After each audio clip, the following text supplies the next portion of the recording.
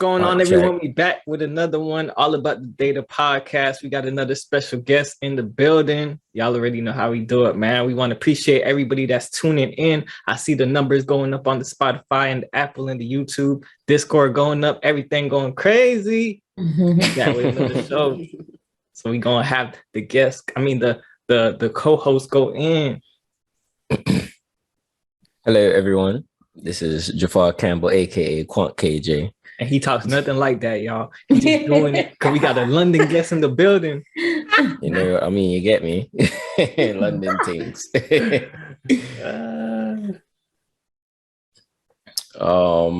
Okay. So let's get started here. All right. Your voice is malfunctioning. My voice is malfunctioning. Oh my gosh. All right. So brought to you guys today from London. This is imported. We have Cheyenne, and she is a small island girl with big dreams. She left the Caribbean island of St. Lucia to pursue an integrated master's degree in astrophysics. She also graduated in 2020 and is now using her love for numbers and problem solving in the fintech world as an analytics specialist. She supports investment professionals in their use of financial data and analytical software to develop innovative solutions outside of work. And Cheyenne is still very active in the astronomy community as an international speaker, mentor, and science communicator. Did we get that down? Did we get that down, Cheyenne?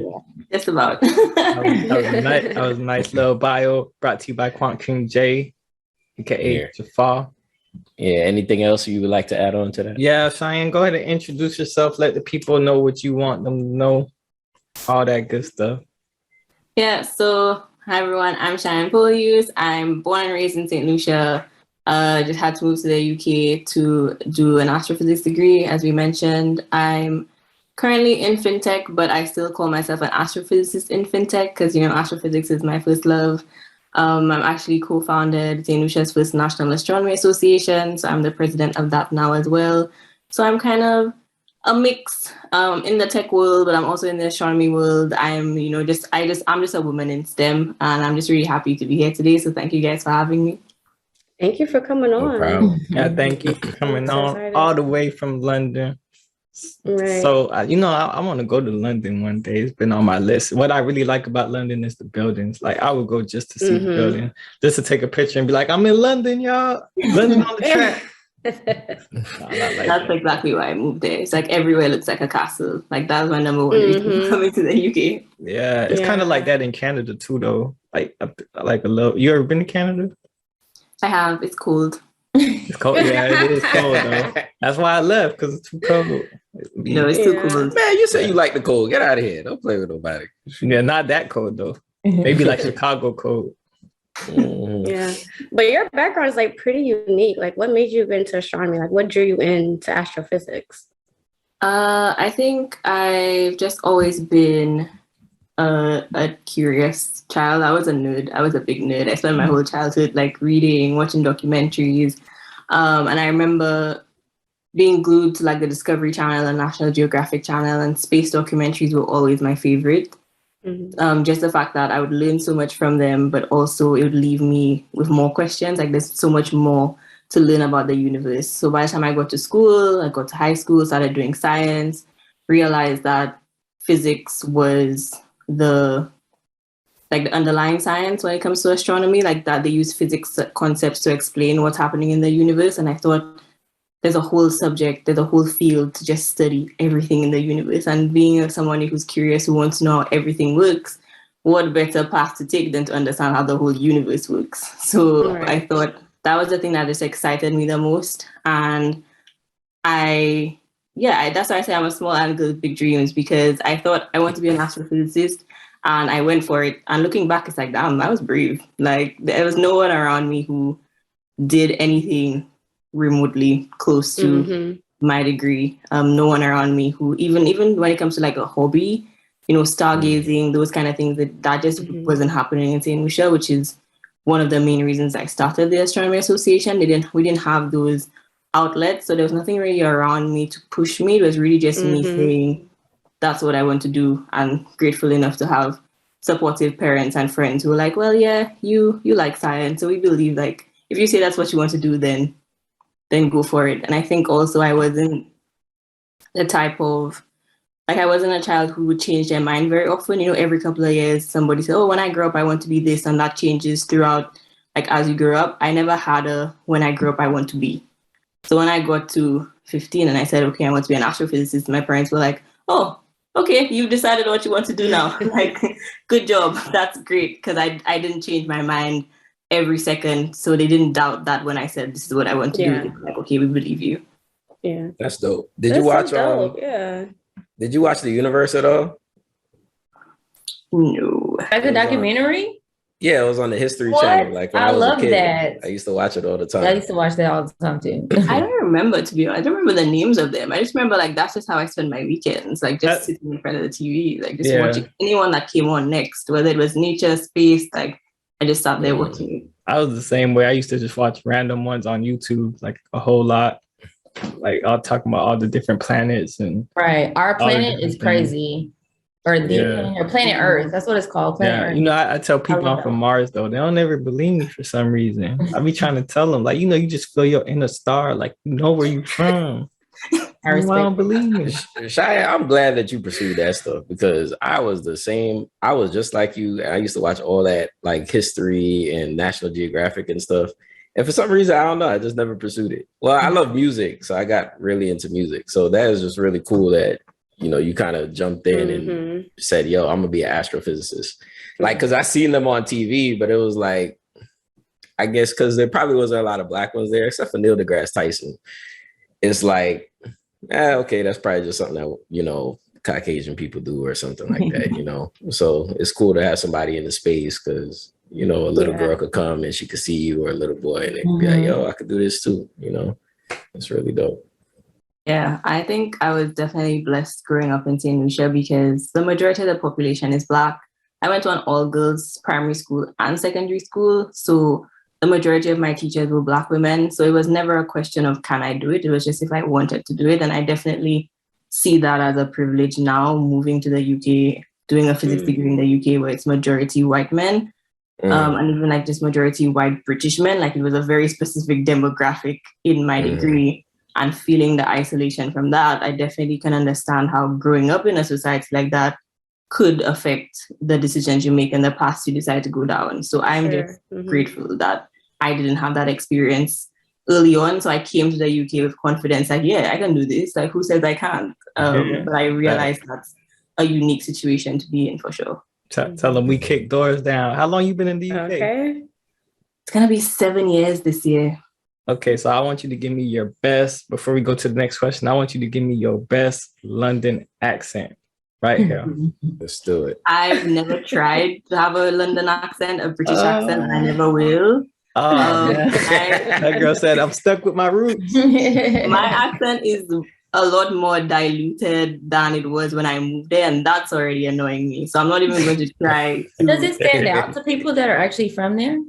It does. It does. Really? As soon as I speak, where are you from? So I'm used to it now. I kind of like it. I'm just like, yeah, this is who I am. They know immediately that I'm different, and it's a story. It's like, oh, you're not from here, so who are you? You're are you from Mars? What planet did you come from? Not Mars. Man, that's what's up, though. So, another question we got for you was, because you're in astronomy, I've looked at it was kind of weird that you kind of are like in data and being a financial analyst. So we wanted to ask, does data tie in with astronomy at all? And if so, how? I feel like science is the home of data, like doing analysis in science. My entire degree was data analysis and problem solving. My master's project was me every day analyzing data, writing code in Python. That was for an astrophysics master's project. That's how I did my research. So I feel like it's a big part of my background, and it's a big part of how physics is done and astrophysics is done, especially since I went down the path of theoretical astrophysics, which is more so there's observational and theoretical. Observational being people who use telescopes and take pictures of, galaxies and stars and things. And theoretical is more people who use simulations, computer models, and they actually either create a data set or gather some of the telescope data and try to figure things out from it. So that was a big part. The analytics and the kind of data aspect of my job now wasn't a surprise. The finance part was a surprise. But going into something that was along the lines of a data analyst or data scientist or anything along those lines, that's what I knew. That's where I knew my transferable skills would play the biggest role, because that's how physics is done. So for physics, did you have to learn like Python or programming language or anything like that? Yep. So I had to do Python specifically for the astrophysics part of my degree, because that's you can't be an astronomer without using some kind of, maybe not a programming language, but some kind of analytical software. And Python is one of the, it's a really powerful language and it's really easy to learn. So relatively. So it's one of the most popular programming languages in the field. So we had to learn it, because even the people who use the telescope, they use Python to analyze the data and reduce the data and figure out, get their results from that. So yeah, it was a compulsory part of my degree. All right, Cheyenne, I'm coming to you for Python training, since you said it's relatively easy now. You gotta be my tutor. You gotta run some sessions. I mean, I got through the degree. I'm not saying I'm an expert. But a lot of people say that, though, that is very simple. I've started, and it is kind of straightforward, honestly. It's not terrible, compared to C++, because oh my God, C++ is freaking terrible. I'm like, dude, what variables are these? This sucks. Man, C++ is easy. I don't know what y'all talking about. This guy here. So what got you? Because there is something that you said that I think you said the astrophysics, the finance was the part that I guess caught you by surprise. What attracted you to the financial part, the finance part? And needing a job. If we're being completely honest. But I think I've always been interested in the finance side of things and the business side of things, because I remember when I was in secondary school, although I was in the science class, I did extra classes for me to do business courses, so principles of business and economics. And I was always kind of interested in that side, because when you think about it, that's, in a way, that's the kind of how the world works. Money makes the world go around. So I always had an interest in that side of things. So when I found my job that I have now, and I found the job description, I thought, oh, this is a great opportunity to learn more about it and learn how things in the finance industry actually work, because I came in on a development program. So if you have the technical skills, they teach you the finance. If you have the finance knowledge, they teach you the technical skills. So it was a perfect place for me to kind of get my foot in the door, just to be able to learn more about the finance industry. But also I already had the transferable skills on the tech side. So I thought, okay, this is going to be something that I enjoy doing, because it's what I've been doing, the whole problem solving aspect of it. But I get to learn about the stock market and all those things that, you keep hearing those words, but if you don't take the time to learn it, they can just be random things that people in finance talk about, instead of everyone talking about. Become a trend. Yeah, I get that. So so piggybacking back off of that, being that they data, and being a data professional is the new hot thing. We the new doctors and nurses out here. Still much love to the doctors and nurses though. Nah, I'm just playing. But not to people are just now starting to learn about all the roles even within data, right? Because each tech field has so much things within it. And it was interesting coming across your job title as an analytics specialist. I never seen that. So what is it that an analytics specialist actually do? What's your day-to-day like? Yep. So if I had to give my job title something that's a bit more representative, I'm an analytics consultant. So analytics specialist consultant. Essentially, the like business unit I'm in, we're the ones who are supporting the clients using our software. So my company has developed software, and they also provide financial data, whether it be their own proprietary data or their means of getting data from a vendor. They have that, like they give clients that platform to access the data and access the tools they use to analyze their fancy things in the stock market. So their portfolios and their returns, and make sure they're making money where they want to be making money. And there's a generalist consultant role that needs to know everything about what their clients use, no matter what part of the finance world they might come from. But the analytics specialist side of it, so I'm supporting the analytics products on the software, which deal more of the analyzing the data. So some clients will just be pulling data for just to be able to talk about a company and their performance. So, people who do their research on how well companies are performing. But my clients would have people's money that they have to manage and invest, and they need tools to be able to analyze those numbers, see those trends over the years, to be able to decide to make decisions on what they want to buy, what they want to sell, how they want to continue.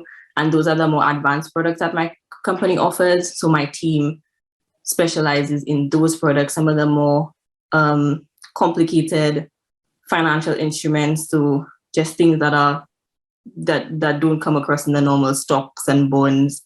So it just kind of brings it on another level of analysis, and they need to do a lot of detailed analysis to see exactly which stock is performing well and over what timeline. So those tools are a lot more advanced and bring in a lot more of the data analysis aspect, and I'm my team, and I'm the one kind of specializing in supporting those clients with it. So that's why I say it's an analytics consultant, because I'm kind of working with clients to help them make the most of our software, make sure they do what they're supposed to, like they can do what they want to do, see opportunities where a product might be beneficial to them, but doing that just for the analytics product suite rather than just all across our platform.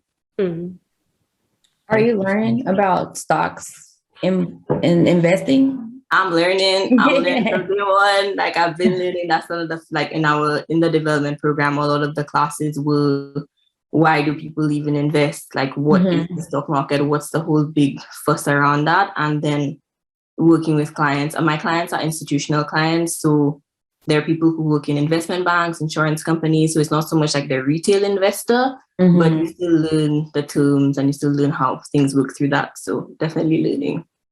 Okay.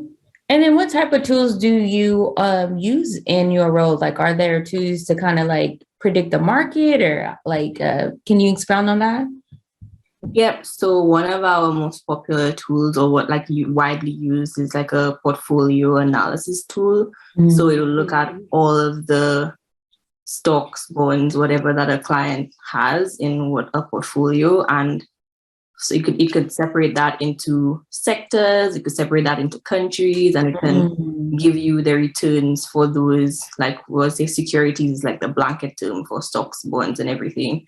So it can give you those, how well those have been performing, and you can get different data items. So you can get returns, you can get things like risk. So how risky is it to invest in a stock like that? And that tool, you have tables, you have charts, you can do custom grouping. So it's just a very detailed tool to just have clients to get all the insights they need, instead of just having all of their securities and like all of the pricing data just laid out. They can actually form it into like different visualizations that can actually make sense to them, and also be able to report that to their clients, because they're responsible for other people's money. Got you. Yeah, that's one of the tools that's, You guys provide... Oh, go ahead. No, I was just wondering, did you guys provide data for US equity markets, or is it just in UK? It's so my company is global. Okay. It's all over. So my team is the UK team, and we support UK clients, but I also support what's called like our strategic client group, and so they're some of our biggest clients, and because they're so big, they're multinational. So while I'm focused on the UK and we have a UK focused team and a Europe focused team, sometimes there is some overlap. Sometimes I do work with US consultants, and some of my clients, even in the UK, might be investing in the US stock market, so would need to have the information about that. So Yeah. How long did it take you to learn those softwares? Right. Like, so our development program, the first 7 weeks was about learning how the platform works on a basic level, what the applications are. The whole development program was about 8 months in all, and I would say I'm still learning every day. I think every question that comes at me from a client is like, oh, I've never seen this before. Now I need to go find out what they're even talking about. Yeah. I hope none of my clients. It's so crazy that you say that. I spent like last year learning about options, trading options. Mhm. And I understand how to trade options, like put, call, all that stuff. But the problem comes in with me is like, what is the market going to do? And it's nice to hear that there's a software that kind of give you a guide as far as predicting the market, because at the end of the day, it's your money that's on the line. So that's nice to hear. I'm going to look into that. Yeah, I think predicting the market is still very much in the hands of human brains at this point, even if all of our fancy tools, like they can get the numbers, but they still have to use their own expertise and try to see their own patterns, because our platform gives the numbers, but a person would know, like, okay, there might be something happening with in the news or the news, right? Always the news. And we have news as well as something our company provides, because that's a huge part of being able to predict if somebody's gonna decide that somebody's gonna throw a nuclear bomb across the world or something that's gonna affect the stock market. So I feel like the predictive aspect is still very much down to people, and that's people's entire jobs, not the clients I support so much, but the tools do help. They definitely kind of break down the numbers in a way that you can say, okay. And we also have like a back testing tool where you can see if you had your portfolio in maybe like 2005, how well would it have performed? Like, it does give you insight. Question, because I day trade, but I mainly do like technical analysis, and I'm moving into the more quantitative realm and stuff. And we have something called like Spike Heat, where you can subscribe to monthly, and they have like Excel data sets, which will basically give you all the financial data sets for different stocks, futures, bonds, whatever the case may be. So for that, do you guys have like technical analysis tools, or are you mainly doing quantitative finance, like as far as like mean regression strategies and those type of things? So in where I am, it's more so quantitative finance and like asset management, but we do have a trading division. That's why I say like we go across. There are tools for everything. Like it's a finance technology company. They support the whole realm of the finance world. But I'm just in that little portion that's stuck with the That's interesting because I night trade, so I'm still trying to find which tools I want to use. Not night trade. Yeah, market open, and if something happened overnight, it's nighttime here, but it'd be daytime somewhere else. So I night day trade. I night trade here. I don't think it worked that way, sir. If something happened at 2 a.m., you're gonna be screwed at 8. Right. So Cheyenne. So earlier, you kind of mentioned how like analytics specialist and a data analyst are kind of like the same thing. Is there any differences between those two roles or those two titles? Yeah, so I wouldn't say it was the same thing. I would say that the clients I support, their roles are probably more aligned with being a data analyst, because they're actually taking the data and getting insights from it, doing data visualizations, and our platform and our data just helps them do that. So I'm also in a support role, like I say, a consulting role. But having my background that is more so data analysis and being interested in the data analysis side, I think I've kind of positioned myself where I get to learn a lot about what they do, which is really interesting to me. So I would say in a consulting role, it's as close to data analytics as you'll probably get because of what my clients do. But I would say my clients are probably the ones who they're not so much financial analysts. That's a different bracket, but they're the ones who would be doing tasks that are more aligned with like a data analyst. So do you plan to like convert to a data analyst, like go full force with it? Don't tell my manager. But nah, you gotta block this from the manager. Send us I'm gonna have to like find a way to like maybe I don't know to like not share this on LinkedIn because I feel like everybody I work with has me on LinkedIn and they're gonna listen and be like, she's trying to leave. I am definitely interested in a data analyst role. That's actually what I'm looking into, like my next step. Just seeing the work that my clients do, it's very exciting. And kind of being in a support role, it kind of feels like you just feel like you have like a glass door. It's like I'm seeing you using all these cool things and you tell me about what you do, but it's only for me to help you fix what's broken. It's not so much for me to actually get in on the fun. So. The fun too, yeah. I mean, I understand, but it's a stepping stool, and you know, any manager that care about their employee, they're gonna want to see them progress, you know. So I think it'd be good, like, because you don't want to just stay stuck. You still young, you still got a whole future ahead of you. So you know that's good that you want to like elevate and you know it's good. At least your background is gonna play a big role. You know, like once you learn some SQL and a data viz tool, like we do on Power BI. Gotta love SQL, right? Even though I'm a Tableau fan, but you know, pick a side. Tableau J, that's what they call me. Tableau J, that's the alias name. But you know, I feel like once you get those two, you know, you could kick some doors down real quick. Like you probably step into the interview, they're gonna see your degree, your background, be like, hire her. Why are you interviewing her for? You're wasting your time. Bring her in. That's the goal.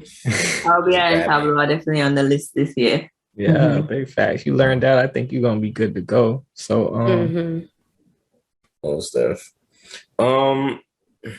Sir, I know that you said you use Python with your job and everything.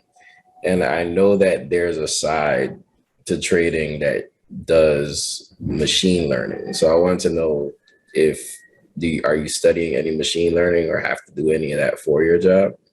I wish. This is what I mean about like how it's like my clients will be doing that interesting kind of work. So I feel like the whole finance industry is getting more into programming, machine learning. Like, there was always an aspect of programming, but I think it's becoming more widespread into like a lot of different roles when it comes to programming and machine learning. So I don't use Python for my day-to-day as much as I would like. Because the kind of platform that we have that uses Python is fairly new and it's like rolling out to clients now.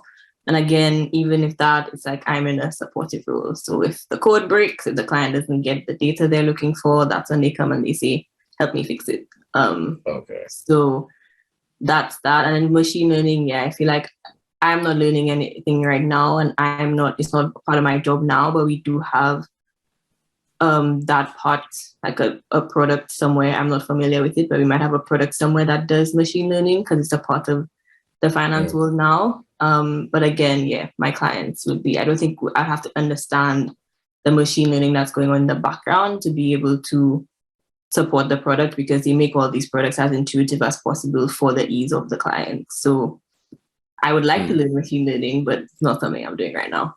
So why do some of them like kind of like, because I know some traders, they just use Python and they'll probably make like a quick script, algo with just Python. And then I have traders that also use Python with machine learning and other financial models, or other financial analysts that study just using Python and machine learning. Why have they been incorporating machine learning? Like, what is the benefit to that or something? Machine learning is the future. Like, we teach them so they can do work for us. I don't know exactly the reasoning behind it in the finance world per se, but just from my experience and how the direction I see like finance and the fintech industry going, it just seems like a natural next step. It just seems like if we as human beings can go through all this data to be able to predict, to be able to know when to buy, hold, sell, How can we teach that to a machine so we don't have to be the ones stuck glued to the charts all day, you know?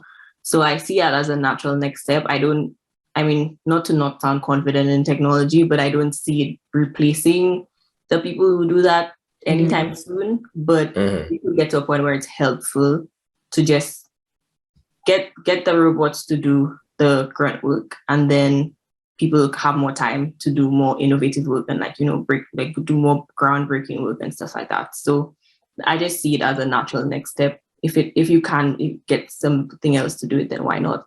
Right. See, now I want to ask you if you think the robots are going to take over the world, but no, because they can't predict the news. The news is you can have somebody reading like for me, I find like reading the charts is the hardest part. Like I can understand what the concepts, what's happening, but then you like the chart is like, and then throw in like either positive or negative news or no news at all. That is what unfortunately directs the price. And so that's when it's like, well, a robot can't predict the news. Like if there was a way that you can input the news, like, oh, something positive happened. Oh, something negative happened. Oh, nothing happened. Like that would probably be the most accurate reading ever. I feel like they're working on that though. I feel like there's like text analysis and like that kind of stuff is definitely something I've seen pop up. It's not I don't know for all of the finance firms, but it's not something that's being used widely because, like you say, it's kind of finicky. It's not really, you can't really depend on it because a robot can't tell. Like you can tell so much from body language, from how the reporter said the news, like how they, so many little things that kind of influence the message you take away compared to just the words. So, but you never know. They'd have to be able to like relate like the expression of, oh, this stock, the CEO just leaves, then compare it to the data of how well the stock is already doing. Their balance. Those variables are crazy. I have a secret to tell you guys. Are you guys ready? Ready? Are you a robot? I am a robot, and you guys are talking about me. Cheyenne, I don't appreciate it. It's all right. You don't appreciate it. We aren't saying that you are the future. Yeah, I'm nothing against robots. You're gonna kill us all. I'm going to the lab to talk to my robot partners about this. Well, I haven't said anything this whole time, so remember that when you go back. So Cheyenne, like with all that being said, like, do you see yourself staying in fintech as fintech continues to evolve, or are you trying to go into combining your astro love with data? I mean, Astro is always going to be my love. I don't think I'm going to get away from that anytime in my lifetime. I think I'm definitely ready to stay in tech. I don't know if it will be fintech, but definitely tech, definitely data analysis. Actually, being kind of, my head is kind of turning towards like UI, UX design. I was like, ooh, that seems kind of cool. No, you can't leave us. Not allowed to UX is important. That's important because how do you feel about me? That is important. You can't leave us. We need you in the data. You could do UX. You could do UX data. There you go. Yeah, UX data for sure. So I feel like at this point, the world is my oyster. I'm just trying to figure out what I like. I mean, I'm getting some good work experience. My work environment is amazing. I love my colleagues. It's been great so far. So definitely tech for the foreseeable future. I just don't know if it's going to be, I feel like I'm not so much attached to the finance world, more so the technical side that I enjoy about my job. So I wouldn't be fussed whether my next job is in fintech or if it's in just regular tech or some other, medical tech. I don't know. There's lots of different branches. A whole bunch of different fields. Well, I want to ask you an off-topic question really quick. Kind of touching back to your astronomy love. I got two questions. One, it's gonna be what is like the goals or ambitions you have for your organization? Cool. So Luna, which is what we call it, so St. Lucia National Astronomy Association, which spells out Luna, which we're very proud of because Luna, the moon, like so there's two sides to what I want Luna to be. The first one is to be that place where people like me, people like who I was when I was growing up in St. Lucia, have that place to come and connect with others who have that interest. Since I started Luna 3 years ago, we have probably close to 70 members and other people who have expressed interest just because they're like, whoa, I've had this hobby for so long and I didn't know there were other people in St. Lucia who are also interested in this stuff. Or like, whoa, you're an you're a what? Like, you can actually do that. Like, that's a degree, that's a job.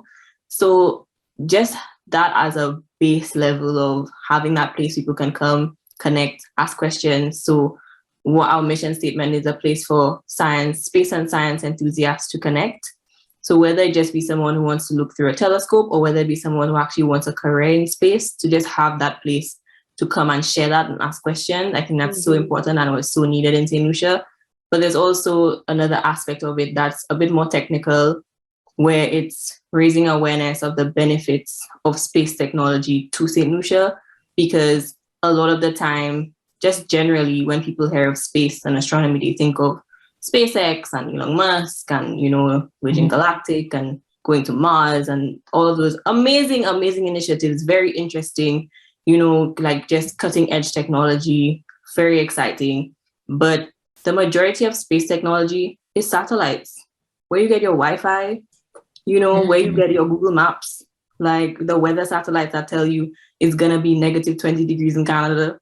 Like all of that is made possible through that space technology. And that's like a big part of the space industry that doesn't get on the news because it's not as exciting. And that's the part that I think is so crucial to any country, but specifically Caribbean countries' development.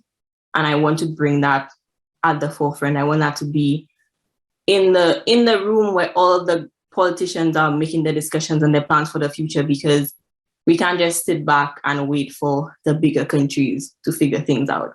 So got you. So y'all make sure y'all go follow Luna.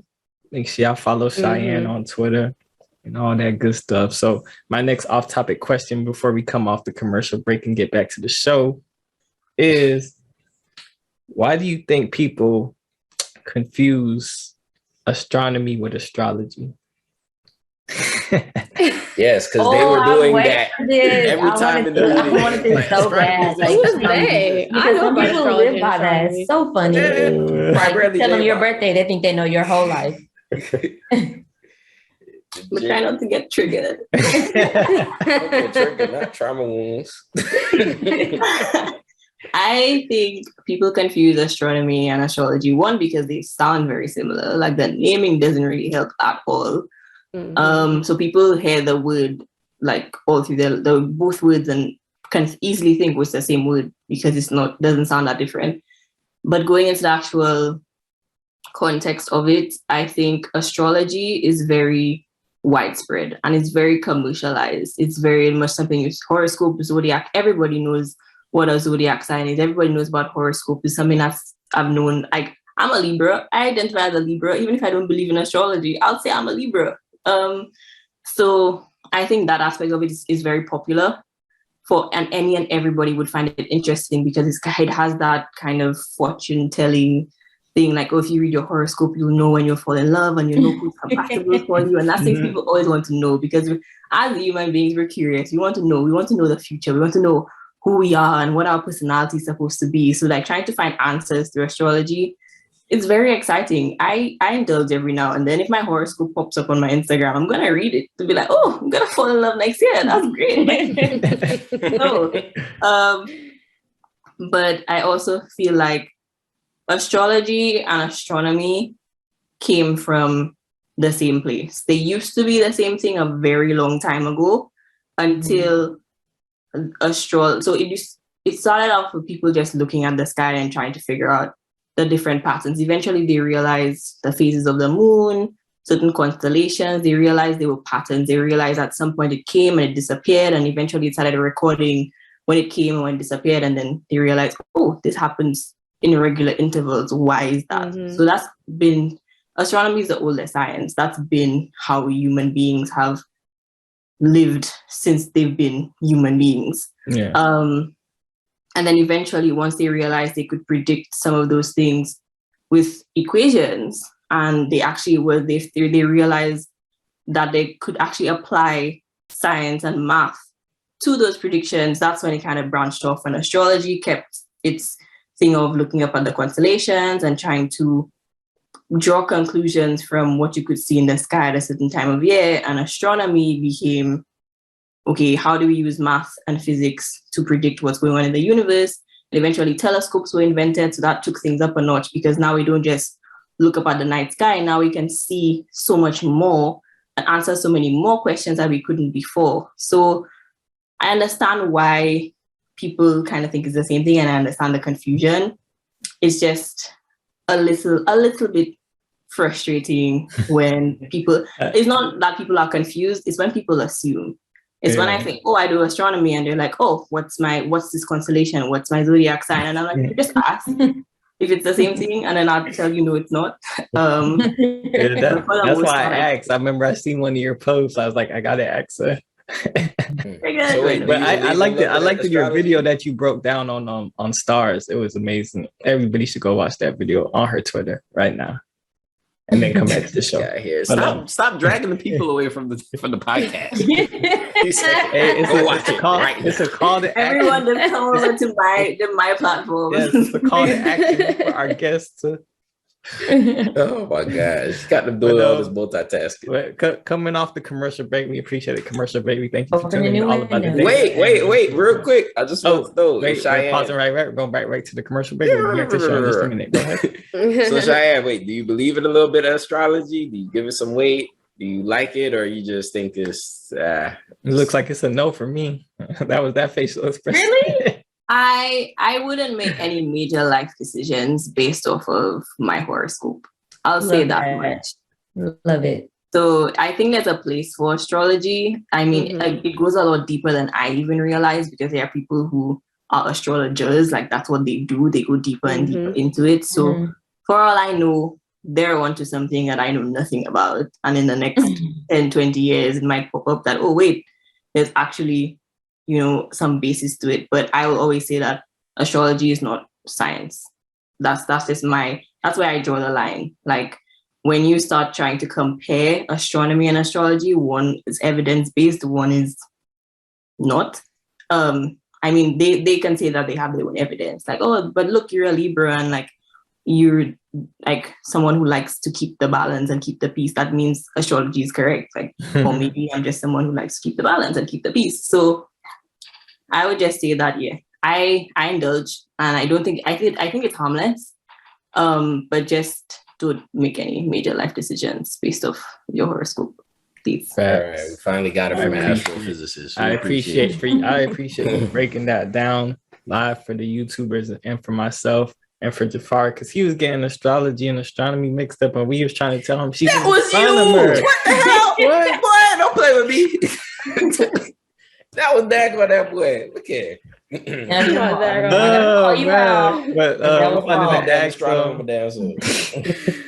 I wanted to ask, what advice would you give for people that's starting out in your field, who probably want to become a data analyst, but probably look at your field as more like an easier entry level point? What advice would you have for them? Like, where should they start? So getting into being a data analyst, or getting into like a consulting role? A consulting role. I would say, what advice do I have? I feel like if it's a foot in the door, if you have the skills that are suited to a consulting role and you feel like you would learn something that can help you on your journey, because I feel like the experience I'm getting now, the clients I'm working with, have definitely exposed me to a range of different roles that would be interesting to me. So if you don't quite have the skills to be a data analyst and your skills are more suited to consulting, definitely go for it. That's what I can say in terms of that. If you want to become a data analyst and you don't want to go into consulting, but you do have a skills gap, like work on that skills gap. I feel like if you know you want to be a data analyst, like go straight for it. You don't have to.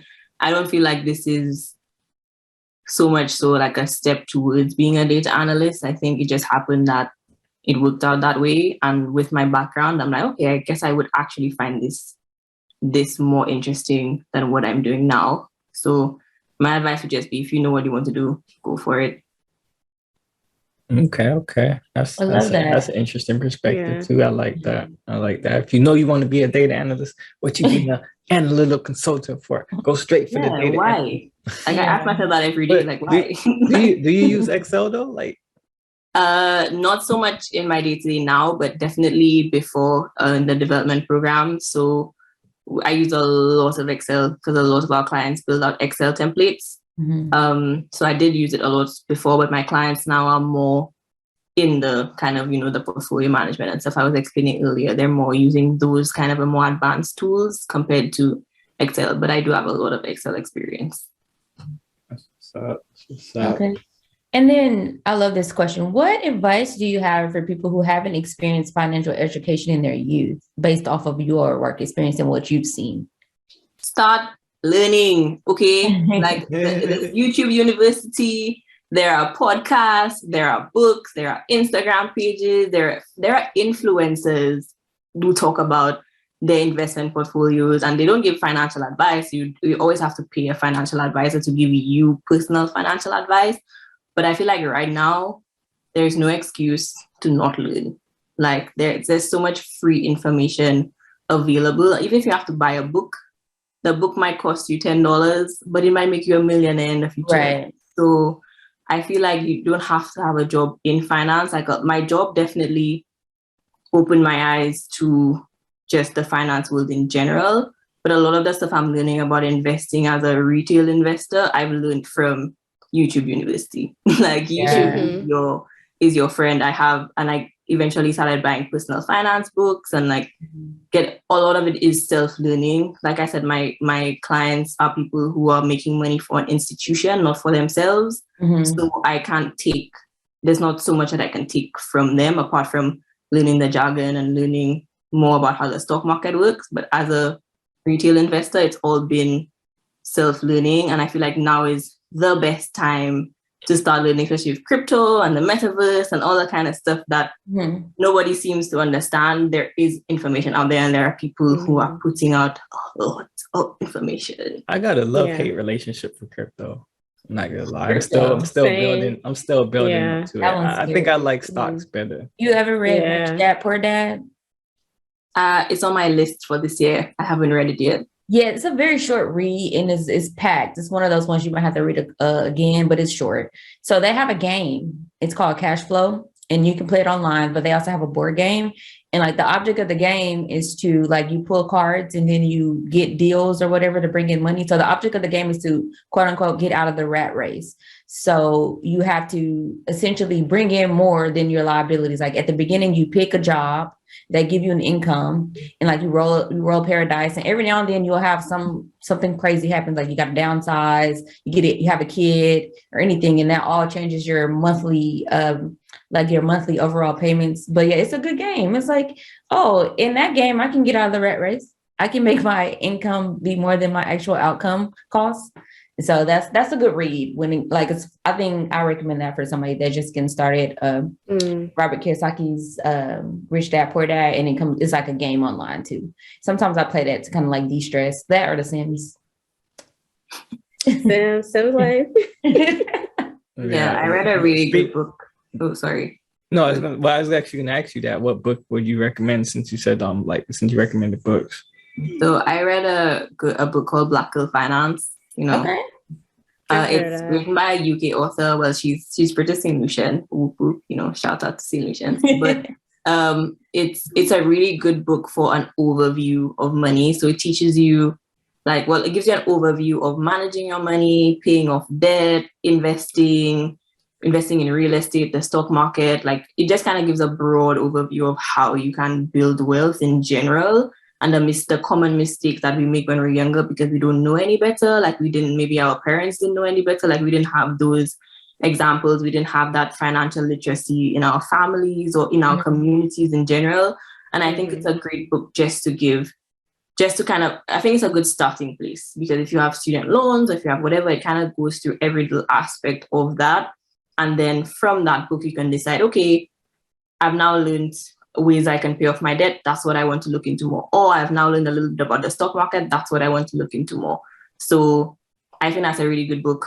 And they have a podcast too. If you're not ready to buy the book, they have a free podcast, free if you're paying for the platform, Spotify, Apple Podcasts, called same thing, Black Girl Finance. And it's written by a UK author. So when it comes to investing, some of the investment accounts and stuff are catered to the UK, but a quick Google search, you can find like the comparable ones in whichever country you're at.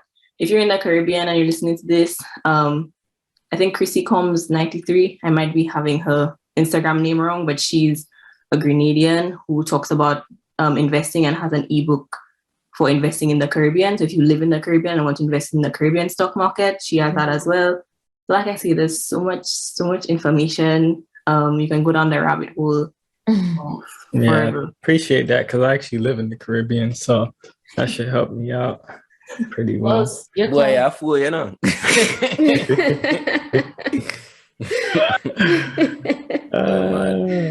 So Cheyenne, any well, first and foremost, you said to say you were into the stock. I wanted to know if you like day traded or swing traded, or you just long-term investing, and if you do have any stock market ideas. And we will make a disclaimer that this is not investment advice or any type of thing, so that I'm a brand new investor. I only started a few months ago, and I'm very much on the side of being a long-term investor. Have enough stress and anxiety in my life to think about trading.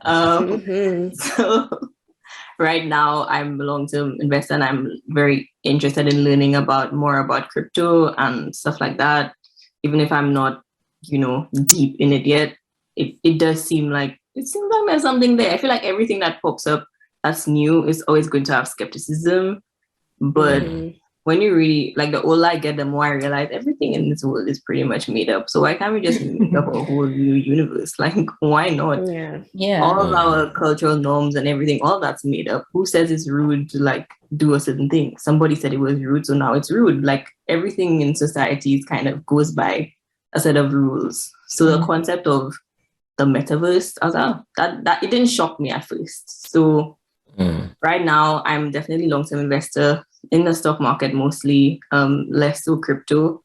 But I just want to put my money somewhere, let it grow until I kind of, I'm in a position where I have more time to look into trading. But definitely long-term. You should look into index funds. Index funds, they'll be your best friend. I have some of those, and I put money in it and just forget about it and let it stack up. Yeah. Okay. And when you're ready to day trade, let me know, because I teach people how to day trade and swing trade. Don't be a day trader. Long term. Long term. Options all the way. Options. Long term. I like long term options. Yeah. Yeah. Long term. I like short term. I guess I'm impatient. Equities markets. If y'all want to trade every W or this L and put it behind me. Like, being a night trader is less stress. I'm a trademark night trader. Trademark, go. Like, how do you night trade? If the market. You night trade by don't trade. I was about to say, because the market value would change between end of closing in the morning. So if you make a decision, we gonna start our own market. All about market. Lucky we gonna sit down. There's some strategies. Definitely. There's some strategies I'm you here. Get right. Okay. So recommend this book. Let me see. I have a nice. Question okay, yes. about. I have a question about. So earlier you're talking about how your teachers were Black women. And in St. Lucia, you had like a lot of people who look like you. The support was real thick there. And then you went to UK and it's a little different. So how did you manage that culture change, I guess you should say? I think I was definitely mentally prepared for it. And I'd been mentally preparing for it for a long time, because I knew that one way or another I'd have to travel for university, because St. Lucia doesn't have a university. And once I decided, we have an open campus, but we don't have an actual university campus. So I knew I'd have to travel. So I knew I'd have to leave home. So that was already kind of set in my mind. Then once I decided on astrophysics, the University of the West Indies, our regional university, they don't have that. They have physics and they have medical physics. And I was like, I don't want to do plain physics. I want astronomy to be like a big chunk of my degree. So I knew, okay, I have to travel to US, Canada, or the UK. So I think I'd been mentally preparing for a long time to move into a completely different place.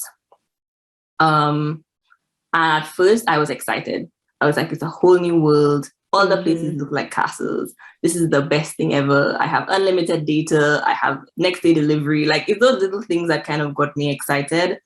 But I did realize that over time, I did feel a lot of imposter syndrome, and I did feel very isolated because it was a different culture. It was somewhere that I didn't quite belong. Even if I felt like I have the seat at this table, I'm capable of doing the degree, everything around me just kept screaming at me that I was different. I was a woman in STEM, I was a Black woman in STEM, I was an international student. I just kept getting all these badges, all these labels that made me feel like you're different. You're not the typical person who does this thing. And I wore them as badges of honor. I was proud. I was like, if I have so many barriers and I'm still making it through, then I'm really proud of that. But it did take a toll eventually to be like, wow, I love my degree and I love that I'm meeting new people. But sometimes I really just want to be around people who get me. I'm tired of repeating my name. I'm tired of explaining where I'm from. I'm tired of all of the questions, and people ask and I'm happy to answer, but people don't ask to learn. Like, if I tell them once, they're going to forget the next day. So it's like, do you genuinely care about getting to know like where I'm from? Yeah. But I will say that I feel like if you do have to move into a completely different culture and a completely different environment, doing it through university or through education is probably the best way, because there are support services for everything at university: finances, mental health, disabilities, everything. So I definitely felt supported throughout my degree. Any problems I did come across, there was somebody out there being paid to help me. So I got through, and it wasn't a bad experience. I really enjoyed my entire degree experience, and I wouldn't trade it for the world. But there were times that I was like, damn, I just want to go somewhere and eat some Caribbean food and just take some Caribbean. Like, that's just the way I want to be right now. So it did feel isolating at times, and it was exhausting being different and trying to, not so much trying to fit in, but just trying to be in a place where you're comfortable or you're not making other people uncomfortable. Like, that was just exhausting. What I'm gonna start doing when people say where you from, I'm gonna start saying I'm from the same planet you from. Earth. Is that simple? Yeah, you're not from this planet. Get out of here. Oh, Cheyenne, real quick. Why the UK and not US or Canada? The UK had the bias of, I had family here. So my dad used to live here when I was applying for university. He's moved back to St. Lucia now. Okay. But he was here. And I do have some family members on his side of the family that were here as well. So that even if my university wasn't in the same city that they were in, it was just that little safety net of like, oh, my dad is going to pick me from the airport and he's going to take me shopping. And like that, having that aspect of it definitely helped. Canada's too cold. And they're not big on, Canada has really amazing schools and they have really amazing physics programs, but I find they weren't as big for astronomy. Like the US or Europe were like the top two. Well, the US obviously the top one, but I was never really keen on moving to the US, I'm not gonna lie.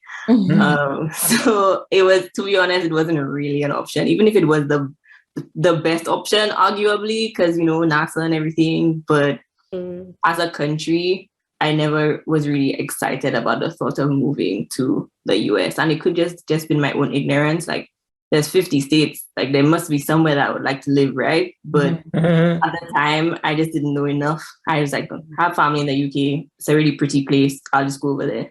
Yeah, have to do with the social justice issues that we have. Yeah, that too. Oh, okay. So I got a question for you. This is an interesting question, and we're gonna get ready to wrap it up. How do you feel about SpaceX, Elon Musk, all of them? How do you feel about it? What's your thoughts on like everything they have going on? And the satellite program, the Wi-Fi. I'm always like wary answering these questions because I feel like there's so many different sides to it. Like there's the astronomy community who was pissed off at Starlink because there's lots of lights in the sky. It's interrupting observations. It's going to cause a lot more light pollution than there already is. There's the general population who's like, F the billionaires, like, and then there's people like me who like, science is so cool. Like, that's me. I'm on that side. Everybody be hating. It's so exciting to see people like really pushing the boundaries. And I feel like there's room for everything. I mean, maybe not avoiding the light pollution that Starlink is going to cause, and probably have to stick to the astronomers on that one. But generally, I feel like there's room for the innovation that we're seeing with like SpaceX and, Bezos and all the stuff that they're doing. And there's room for solving the problems on Earth. And there's spaces where the two of them like coincide. So a lot of the technology we have on Earth now, and a lot of the things that have solved problems for us on Earth were things that they were learning while they were developing space missions, were things that they were learning while they had to develop certain things for astronauts to survive in space. So I don't see it as one taking away from the other. I actually think space exploration is beneficial to life on Earth. And I also don't see it as space exploration taking away from the money that's being allocated to what's going on Earth. Because the people who are putting their millions and billions into space aren't the same people who would put their millions and billions into world hunger or climate change. Like, I think there's more than enough money. It's just getting it to like go around. And the science nerd in me is very excited about the things that are happening and how we can just learn more about what's out there and the Mars missions and everything. So I'm really excited, but sometimes I just don't talk about it, because, especially on social media, because I feel like there's a lot of room for people to be like, oh, you're supporting someone who doesn't even pay their employees, and you're supporting someone who, and I'm like, you know what? I don't come on Twitter for drama. I just want to talk about space and go about my life. So yeah, exactly. You try to focus on just what they're with. I'm excited for that James Webb telescope. Listen, I'm hyped. Okay, yeah. I am hyped. I seen they just focused it and they got like this little first shot of the photons and stuff. I'm like, bro, take the picture of the exoplanets. Let's go. The pictures are not going to come until June, so it's gonna be a long wait for the first picture. But it'll be June tomorrow now. No time be flying. Seriously. So this conversation is so good. We're gonna have to bring you back on, Cheyenne. We got just one more question for you. We definitely gonna have to bring you back though. So, with all that you have going on currently, with everything that you want to achieve and everything, like what with the position you're in now, what would you say is next for you? That's what I'm trying to figure out. I'm in this place of, I call like 2021. I was joking with my friends. I was like, 2021 was the year of changing my mind, because I changed my career path so many times. Like every month I was like, okay, this is definitely what I want to do. It's definitely where I'm going to be. I love that. I'm the same way. Right now, at this very moment, I can't speak for how I'll feel tomorrow, but I think the next step for me is a data analyst role. That's what I'm aiming for this year. And then eventually possibly UI UX design, because I do find it very interesting. Mm-hmm. But we'll see how that goes. Yes, don't listen to him. Yes, one thing I realized, you get clarity on what you don't want to do when you just do a bunch of different things. You get clear on what you like. Yeah. And that's what I'm embracing now. I'm embracing that, okay, I've done this consulting role, not for me. I love people and I love talking to people, but maybe not about finance. Again, I really hope none of my colleagues are listening to this. But we actually got both sections. We have a UX section in the Discord too. So I do support UX, but I'm all about data. That's why we all about the data, baby. Hey, I think the creative aspect of it is definitely what's catching me, because I'm a crafty girl. I love doing arts and crafts. So I think combining that with the tech, like that's what's appealing to me. Like being like web design and do. I'm like, this is amazing. I didn't realize this was a job until recently. So that's kind of why I'm like, but there's a bigger skills gap. So I'm like, okay, I'm gonna put that on the back burner for a while. Let's see what I can do now to get more into the data space, more into the tech space, more away from the finance space. So that's kind of short term, next 3 to 5 years. Eventually, I see myself as the female DeGrasse Tyson. Like, I want to be a science communicator. That's kind of my big goal, my big dream, to just inspire everyone. Like, everyone just do science. Come on, you want to like To the science first. be that The face. science first. Y'all don't steal my. I don't want to see science first nowhere on Twitter. Yes, unless you tag me. Yes, the science. You need science. No, I said science first. Oh, like the dataverse, metaverse, science first. Science first. That sounds like a vibe. Not gonna lie. So But data is really at science, Data J though. and Tech. But data is science. That is before you get to hypothesis, you have to analyze. Exactly. Like collecting. All right, now, little scientists, y'all out here. Okay. Lucky. Diane, Go say that thing you say. You coming on. Like I said, we definitely gonna have to bring you back on again. In the near future, see what your progress is looking like. See how your boss is pushing you to be greater after he watched this interview. Like, I heard your interview, and girl, we support you. Go ahead and be the biggest. They would be super supportive. I just don't want them to feel like it's not personal. That's my only thing. I don't want them to feel like it's them. It's not them. It's the actual job, like the work that I have to do. But my colleagues are great. Like, I felt the same way too. But you definitely enjoy your evening. We're gonna get into our Tech Titan part of the show where we just, we show love to the ones in tech, kicking doors down, providing resources for the people. So we're gonna pass it over to Shanice, who we got for this week's Tech Titan. Can I get a drum roll, please? So okay, Cheyenne. Okay.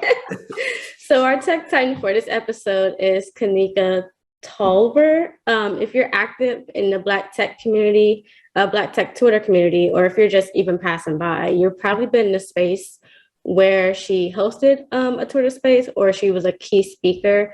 She gives great, very informative career advice. And here on the show, we like to think of her as a motivational tech speaker. She has an awesome book out, Career Rehab, where she helps you create the career of your dreams. She also provides a career service, which is also called the Career Rehab Academy, where you can sign up to receive online coaching, attend her monthly webinars, get access to her digital career resources, and more. So we're going to link her Linktree page and her Twitter account in the show notes. So be sure to follow her and show her some love. Awesome. Big shout outs to Kanika, man. We'll get her on here soon too, hopefully. But yes, y'all make sure y'all follow all the hosts. Make sure you follow Shanice. Make sure you follow Jafar. Make sure you follow Lucky. Follow All About the Data. Make sure you follow me at Data J and Tech. And make sure you follow our special guest, Cheyenne. Shout your Twitter out so they can know. My Twitter is Cheyenne Polius, everything, Twitter, Instagram, all of that. So there you go. Make sure y'all connect with her, support her, tell her that you watched this podcast and you were inspired by it. We appreciate all of y'all. We appreciate all of y'all tuning in to All About the Data. Make sure you subscribe to the YouTube, subscribe to the Spotify, the Apple, all that good call to action stuff that we do at the end. It's all about the data, baby. Join the Discord. What you waiting for? Peace. Rip off your camera.